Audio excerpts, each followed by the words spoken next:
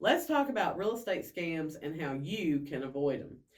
Wire fraud and financial scams are probably the biggest scam that goes on in real estate right now.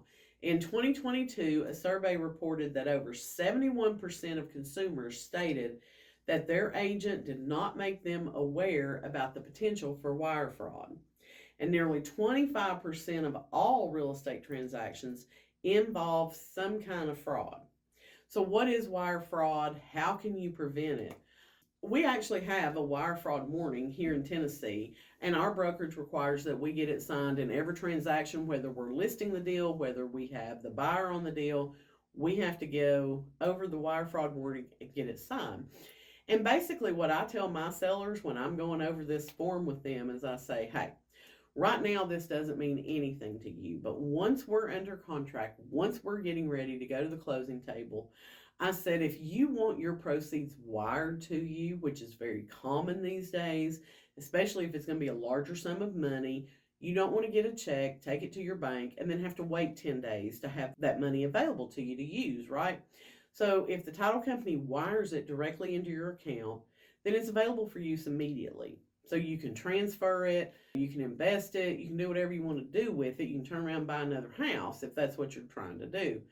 But the problem is, scammers are really, really smart. And I don't know why they use their knowledge for evil, but you never want to send your wiring instructions through email to anyone.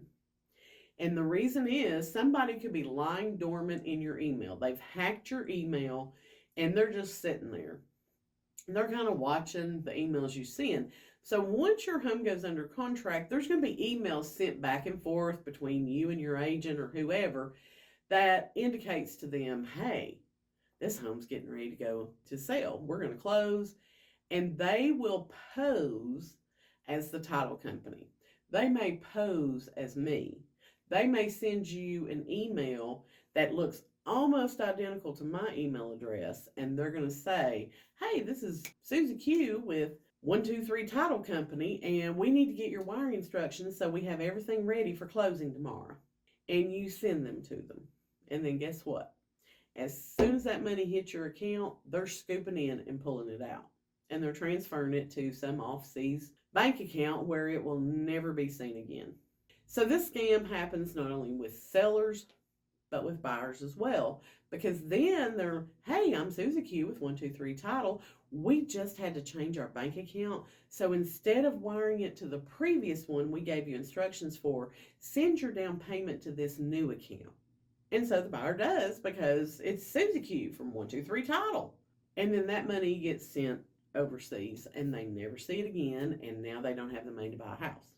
I go over all that with my seller. It's a lengthy conversation that I have discussing wire fraud and what can happen. So I tell them, don't ever send your bank instructions, wiring instructions through an email. I don't care how secure you think your email is, it's not.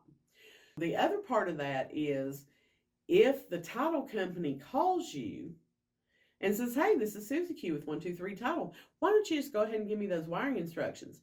It may show up as the same number as for the title company that called you to say, hey, we're the one handling the closing on the transaction. They can use ChatGPT and other AI to do a voice impersonation of a person. So it sounds like Susie Q from 123 Title, but it's probably not. There may be a time where it legitimately is a title company, but what I tell my sellers, if the title company calls you requesting your wiring instructions to be given over the phone, you say, I'm not comfortable giving you that information. I will bring them to closing with me tomorrow. And we leave it at that. And I've told my title company, don't ever ask my people for wiring instructions over the phone or through email because I have clearly instructed them to not give that information out because of the risk of wire fraud. My email signature even has a blurb at the bottom of it that was like, never send me your wiring instructions. And yet I've had two different people do it. And I'm like, why did you do this? Oh, I totally forgot. Just delete the email. And I'm like, it don't work that way. It does not work that way. So be aware of wire fraud and the disasters that it can cause in real estate. So just think about these scams, maybe save the video so you can watch it later and make a brief note of them, because there's so many scammers in the world today. They're always coming up with new ways to try to steal your hard-earned money.